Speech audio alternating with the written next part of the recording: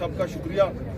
और असद तूर साहब जो हैं उनके साथ हम सब ने पहले भी इज़हार यकजहती किया था, आज भी कर रहे हैं।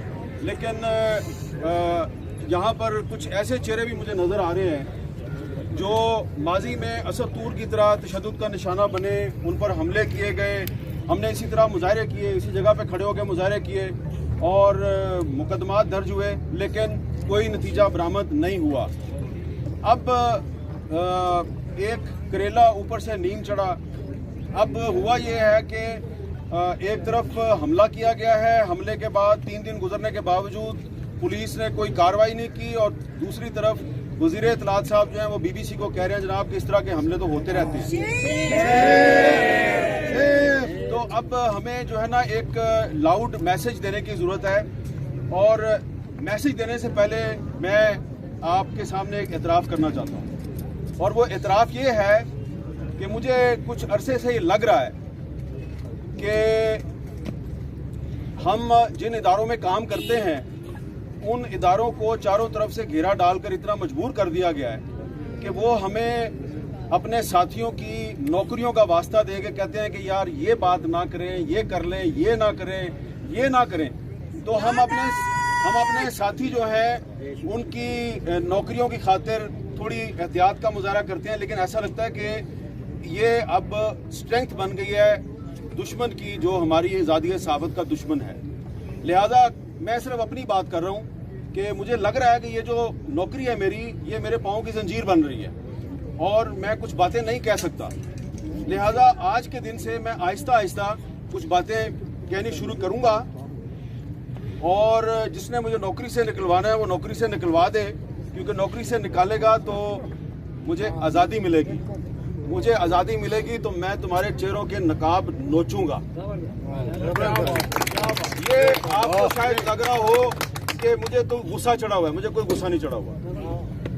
गुस्सा इसलिए नहीं चढ़ा हुआ कि ये जो नौजवान मेरे साथ खड़ा है, पहले आपने इसको मारा, इसके घर में घुस के मारा, और फिर आपने एक दूसरे को टेलीफोन कॉलें की और पर्सनल मीटिंग्स में कहा हमने घर में घुस के मारा।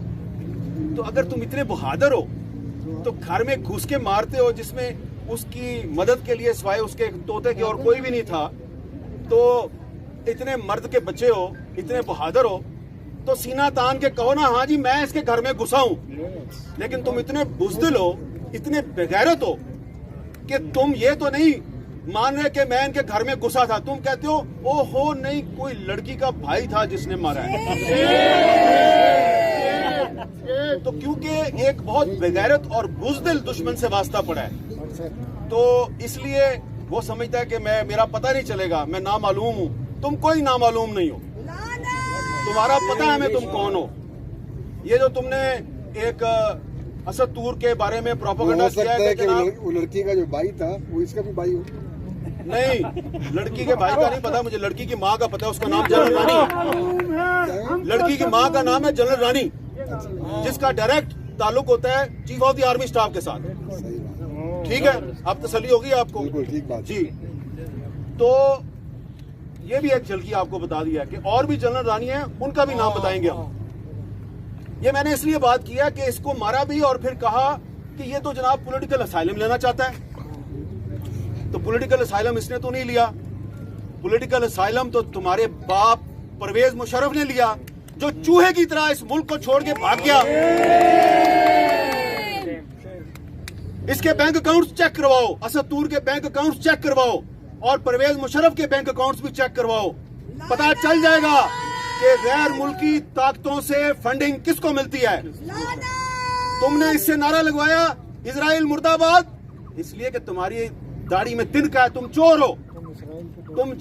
तुम्हें पता है कि तुम हम लोगों के सामने बैठ के इजराइल के साथ सफारती ताल्लुकात की वकालत करते हो।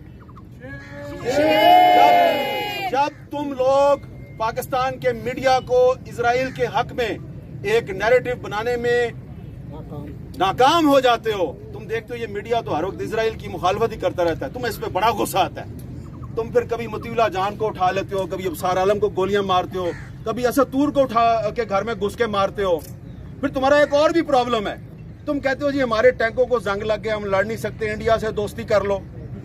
और मीडिया पे शिकवा होता है, मीडिया वालों तुम हम इंडिया से दोस्ती करना चाहते हैं, तुम हमारे साथ ताउन नहीं करते, तुम मीडिया को फेंटी लगाते हो। तो मीडिया जो है ये इंडिया के साथ दोस्ती में हमारे नए नैरेटिव जो है उसकी मदद नहीं कर रहा।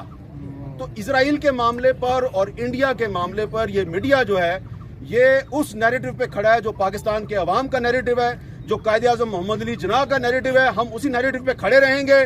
तुमने मादरे मिल्लत फातिमा जिन्ना को भी गद्दार कहा और आज तुम असद तूर को भी गद्दार कह रहे हो, तो लिहाजा ये भी गद्दार है तो मैं भी गद्दार हूँ, यास्मा शराजी भी गद्दार है, फौजिया शाहिद भी गद्दार है, मुनीज़ जहांगीर भी गद्दार है, तायरा अब्दुल्ला भी हम सारे गद्दार हैं, क्योंकि आपके बाप दादा अयूब खान ने फातिमा जिन्ना को गद्दार कहा था। तो जो मुनीज़ जहांगीर ने थोड़ी सी बात की है ना, मैंने उसको जरा थोड़ा आगे बढ़ा दिया है कि अब अगर आप हमारे घर में घुस के मारेंगे ना हमें, तो हम आपके घर में तो नहीं घुस सकते, आपके पास टैंकी और बंदूकें हैं, लेकिन हम आपके घर की अंदर की बातें आपको बताएंगे और ये भी बताएंगे कि किसकी बीवी ने किसको क्यों गोली मारी और उसके पीछे कौन जनरल रानी थी। समझ आ गई है ना मैं क्या कह रहा हूं? अब अगर आइंदा किसी सहाबी के घर में घुस के तुमने उस पर तशद्दुद किया, हम बताएंगे कि तुम्हें तुम्हारी बीवी ने गोली क्यों मारी। बस इतना ही बताना था। Thank you very much.